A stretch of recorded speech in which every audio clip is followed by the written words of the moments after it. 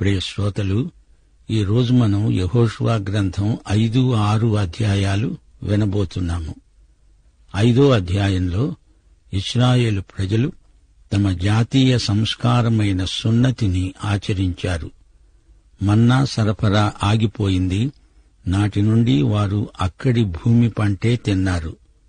యెహోవా దూత యెహోషువకు కనిపించాడు. ఈ దర్శనం యెహోషువకు సమయోచితమైన సహాయం. వివరాలు వినండి. కనానీయ రాజులు ఇశ్రాయేలు ప్రజల విజయమును గురించిన వార్తలు విన్నారు. వారి గుండెలు చెదిరిపోయాయి. అమోరీ రాజులు కూడా ఇశ్రాయేలు వారు యొర్దాను నదిని దాటిన వైనం విన్నారు. వారికి ధైర్యం ఉడిగింది. అమోరీయులకు, కనానీయులకు ఇది పిడుగులాంటి వార్త. అకస్మాత్తుగా ఇశ్రాయేలీయులు రావటంతో వారు భయంతో అట్టిట్టయిపోయారు. ఆ సమయంలో దేవుడు యెహోషువకు ఆజ్ఞాపించాడు, రాతి కత్తులతో ఇశ్రాయేలీయులకు సున్నతి చేయించు. అలాగే యెహోషువ సున్నతిగిరి అనే చోట ఇశ్రాయేలీయులకు సున్నతి సంస్కారం జరిగించాడు.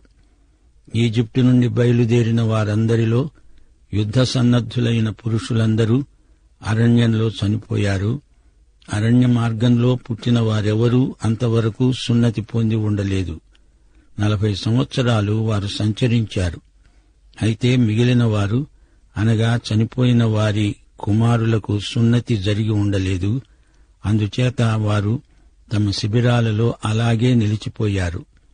యెహోవా అన్నాడు, నేడు నేను ఈజిప్టు అవమానము మీ మీద ఉండకుండా దొర్లించి వేశాను అని యెహోషువతో అన్నాడు. అందుచేత ఆ చోటికి నేటి వరకు గిల్గాలు అనే పేరు వచ్చింది. అబ్రహామీయ నిబంధనకు సున్నతి గుర్తు.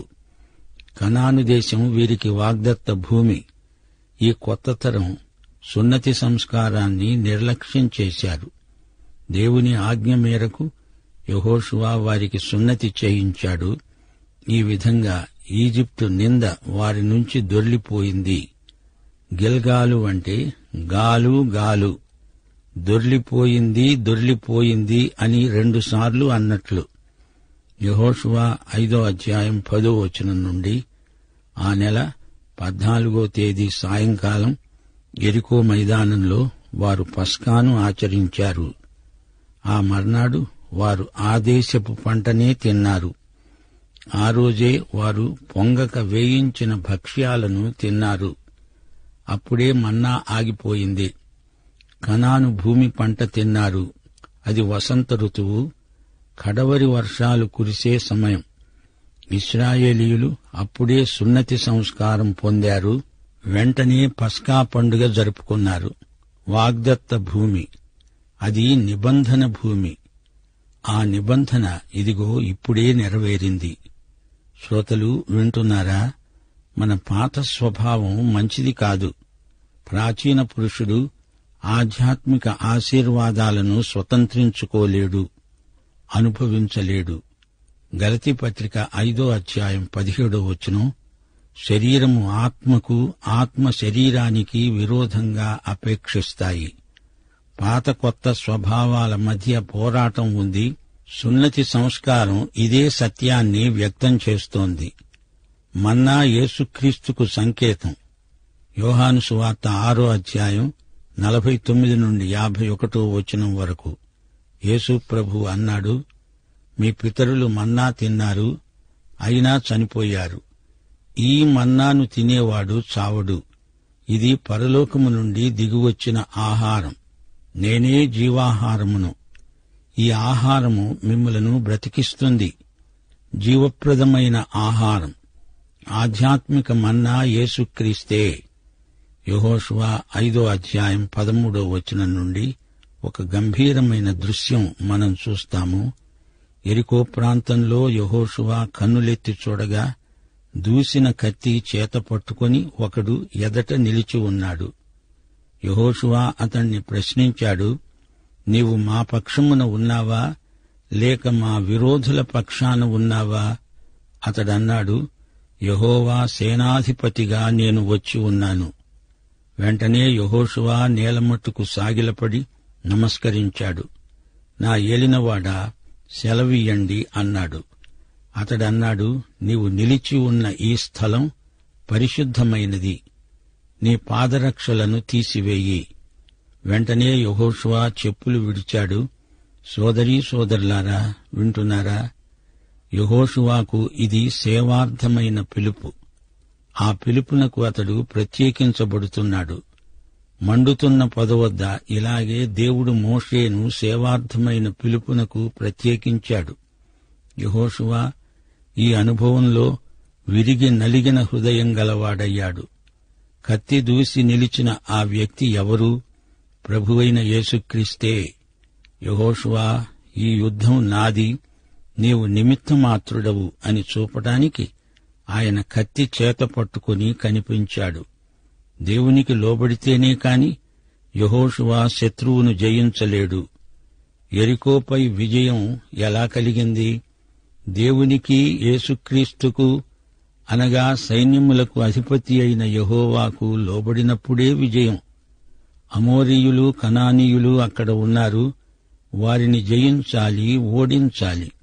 ఇశ్రాయేలు దేవుడు తన నిబంధనను వారికి జ్ఞాపకం చేశాడు. సున్నతి సంస్కారాన్ని వారు జరిగించారు. సున్నతి నిబంధన సంకేతం. అది అబ్రాహామీయ నిబంధన. ఆదికాండం 17వ అధ్యాయం 13వ వచనం. సున్నతి నిబంధన దేవుడు తన ప్రజలపై వేసిన ఆమోద ముద్ర, ఆధ్యాత్మిక ముద్ర. గిల్గాలు యెరికో పట్టణానికి 3.5 కిలోమీటర్ల దూరంలో ఉంది. అప్పటి నుండి గిల్గాలు వారికి కేంద్ర పట్టణమైంది. యెహోషువ సేవ కొరకై ప్రత్యేకించబడిన స్థలమది. మునుపు సౌలు రాజుకు అక్కడే పట్టాభిషేకం జరిగింది. ఇప్పుడు వీరు స్వతంత్ర జాతి. ప్రశాంతంగా వీరు పస్కాను ఆచరించారు. ఇప్పుడు ఇక్కడ మరణదూత లేడు, భయం లేదు. ఇప్పుడు మన్నాతో పనిలేదు. హాయిగా సేద్యం చేసుకుని వాగ్దత్త భూమి పంటనే తింటారు. విశ్వాసం ఉండాలి. దానితో పాటు క్రియలు కూడా కావాలి కదా. దేవునికి లోబడండి, అపవాదిని ఎదిరించండి. సోదరీ సోదరులారా, వింటున్నారా? యేసు మోషే కంటే శ్రేష్ఠుడు, అహరోను కంటే శ్రేష్ఠుడు, యెహోషువ కంటే శ్రేష్ఠుడు. అందరూ యేసుక్రీస్తుకు లోబడాల్సిందే. రూపాంతరపు కొండమీద దేవుని స్వరం ఏమన్నది? ఇడుగో నా ప్రియకుమారుడు, ఈయన మాట మీరు వినాలి. యెహోషువ యేసు ప్రభువు ఎదుట సాగిలపడి మ్రొక్కుతున్నాడు.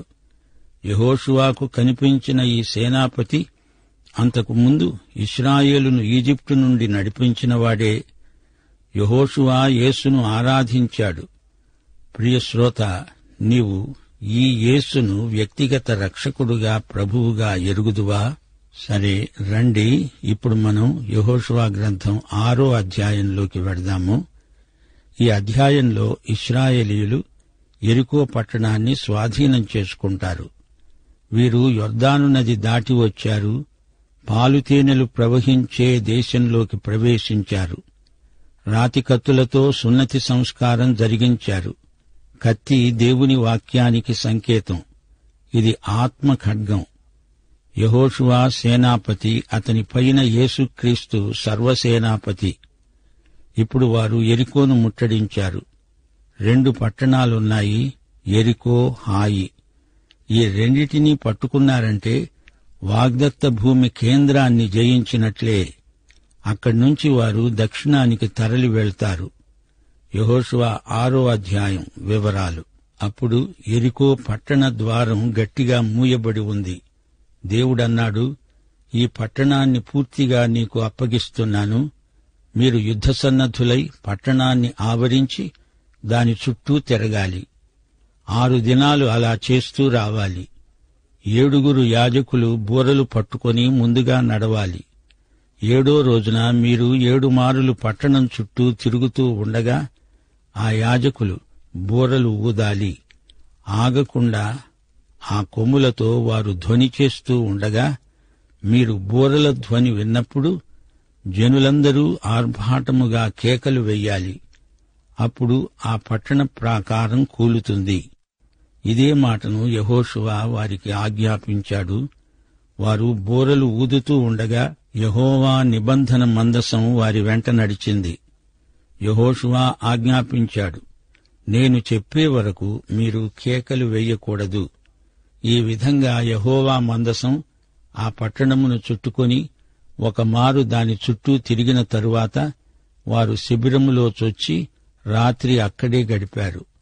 ఇశ్రాయేలీయులు యెరికోను ముట్టడించారు. ఇది అకస్మాత్తుగా జరిగింది. ఇంత త్వరగా వీరు వచ్చి పడతారని స్థానిక ప్రజలు అనుకోలేదు. యుద్ధం మొదలైంది. ఇశ్రాయేలు సైన్యం వచ్చి పడింది. ఇశ్రాయేలీయుల పద్ధతి స్థానికులకు అర్థం కాలేదు. ఇదేమిటి, వీరు పట్టణం చుట్టూ ప్రదక్షిణం చేస్తున్నారు? ఆయుధాలు లేవు, గుర్రాలు లేవు, సైన్యం అసలే లేదు. యెహోషువ 6:12 ఉదయమున యెహోషువ లేవగా యాజకులు యెహోవా మందసమును ఎత్తుకొని మోశారు. 6 దినాలు వారు అలాగే చేశారు. యెరికో పట్టణ సైన్యానికి ఇదంతా అయోమయంగా ఉంది. 7వ దినమున వారు 7 మార్లు పట్టణం చుట్టూ తిరిగారు. అప్పుడు యెహోషువ ఆజ్ఞాపించాడు, కేకలు వెయ్యండి. యెహోవా ఈ పట్టణాన్ని మీకు అప్పగిస్తున్నాడు. ఈ పట్టణము, దీనిలో ఉన్న యావత్తు యెహోవా వలన శపించబడింది. రాహాబు అనే వేశ్య మనము పంపిన దూతలను దాచిపెట్టింది గనుక ఆమె ఇంట ఉన్న వారందరూ మాత్రమే బతుకుతారు. శపించబడిన దానిలో కొంచెమైనా మీరు తీసుకుంటే మీరు శాపగ్రస్తులవుతారు. శపించబడిన దాన్ని మీరు ముట్టకూడదు. యాజకులు బూరలు ఊదగా ప్రజలు కేకలు వేశారు. వారు ఆర్భాటంగా కేకలు పెట్టగా ప్రాకారం కూలింది. యెరికో గోడలు కూలిపోయాయి. సోదరీ సోదరులారా, వింటున్నారా? ఈ ఘన విజయం ఇశ్రాయేలీయుల విశ్వాసమే. లోకమును జయించే విజయం మన విశ్వాసమే. హెబ్రీ పత్రిక 11:30 ఈ చరిత్రాత్మక సంఘటనకు ఇది ఒక గొప్ప వ్యాఖ్యానం. విశ్వాసమును బట్టి 7 దినములు ప్రదక్షిణము చేయబడిన తరువాత యెరికో గోడలు కూలాయి. యెరికో లోకానికి సాదృశ్యం. యెహోషువ ఎలా జయించగలిగాడు? అతని విజయ రహస్యమేది? దేవుడే అతని పక్షాన యుద్ధం చేశాడు. ఇప్పుడు యెరికో పట్టణం ఇశ్రాయేలు ప్రజలకు స్వాధీనమైంది. యెహోషువ 6:21 వారు పురుషులనేమి స్త్రీలనేమి పిన్నలను పెద్దలను అందరినీ, ఎద్దులను గొర్రెలను గాడిదలను, ఆ పట్టణములోని సమస్తమును కత్తివాత సంహరించారు. అయితే రాహాబును, ఆమె తల్లిదండ్రులను, సహోదరులను, ఆమెకు కలిగిన వారందరినీ వెలుపలికి తెచ్చారు. వారిని ఇశ్రాయేలు శిబిరము బయట ఉంచారు. వేగులవారి వాగ్దానాన్ని వారు ఈ విధంగా నెరవేర్చారు. వెండి, బంగారు, ఇత్తడి పాత్రలను, ఇనుప పాత్రలను మాత్రమే యెహోవా మందిరంలో, ధనాగారంలో ఉంచారు. ప్రియ సోదరీ సోదరులారా, 1 రాజులు 16 యెరికో పట్టణం పునర్నిర్మించబడినట్లు చెప్పబడింది. అలా చేయకూడదు.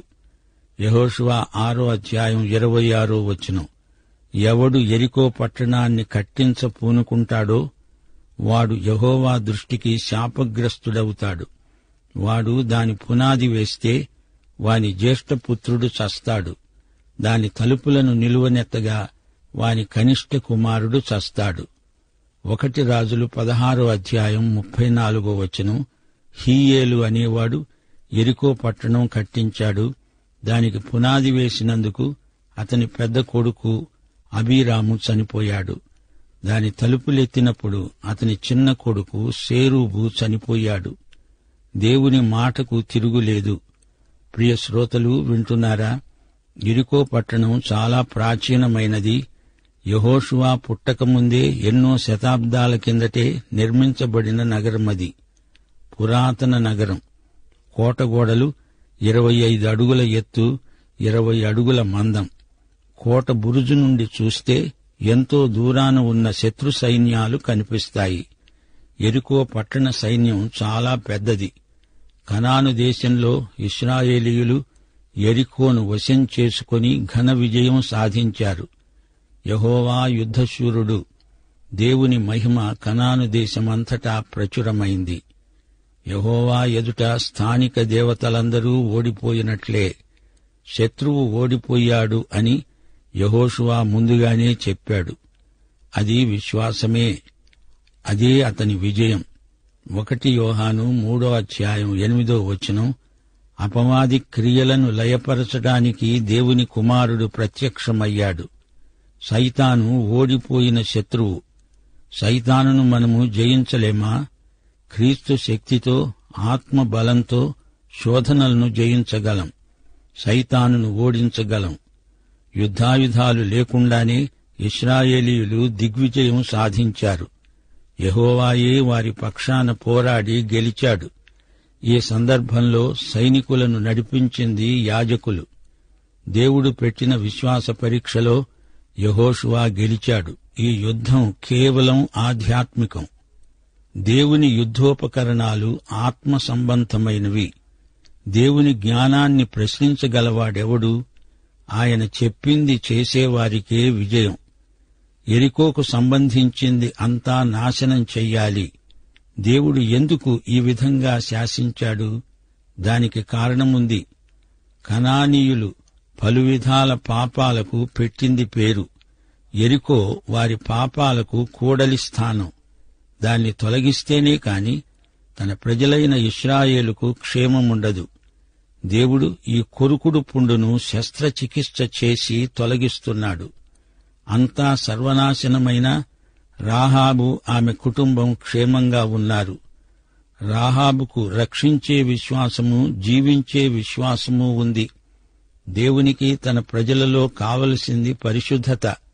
స్వార్థాపేక్ష క్రైస్తవ విశ్వాసాన్ని పాడుచేస్తుంది, పరిశుద్ధతను కలుషితం చేస్తుంది. మన జీవితంలో కూడా ఏ వస్తువు కాని, ఏ అనుభవం కాని అపవిత్రతకు చిహ్నమై ఉంటే దాన్ని తొలగించాలి. కనపడకుండా దాన్ని చెరిపేసేయాలి. రాహాబు విశ్వాసం దేవుని విశ్వసనీయతపై ఆధారపడి ఉంది. దేవుడు ఆడిన మాట తప్పడు. యెరికో పాత ఊరు. దాన్నెవరూ మరమ్మతు చెయ్యకూడదు. లూకాసు వార్త 19 యెరికో పట్టణంలో జక్కయ్య ఒక సుంకపు గుత్తదారుడు. అతణ్ణి యేసు రక్షించాడు. యెరికో మార్గంలో దొంగలు కొట్టిన ఇశ్రాయేలీయుణ్ణి పరామర్శించి సమరయుడు మంచి సమరయుడని పేరుగాంచాడు. ఈ అధ్యాయంలో చివరి వచనం, యెహోవా యెహోషువకు తోడుగా ఉన్నాడు. కనాను దేశమందున్న 11 జాతులలో అతని పేరు గొప్పగా ప్రచురమైంది. సోదరుడా, సోదరి, రక్షించబడాలని నీకున్న ఆశ కంటే నిన్ను రక్షించాలని దేవునికి ఎక్కువ ఆశ ఉంది. మరి నీవు రక్షించబడ్డావా లేదా? పాఠం ఇంతటితో సమాప్తం.